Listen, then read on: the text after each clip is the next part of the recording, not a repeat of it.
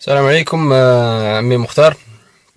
بون هذا بروبليم صرا لي غير كيما في اون كليو موتور 1.5 دي سي.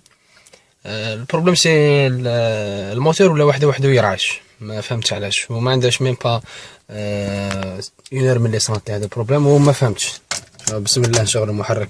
البروبليم الموتور يرعش غير كي يكون في الرالونتي، كي يبدا الموتور تاكسيليري شويه فوق 1200 1300 تور بار مينوت يروح الصوت هذاك. ما فهمت والو. شنو نقولوا؟ بسم الله الرحمن الرحيم.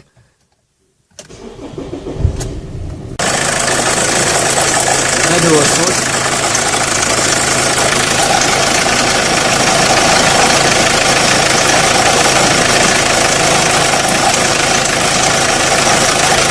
اتوقع والله اعلم من الطوندير هذا.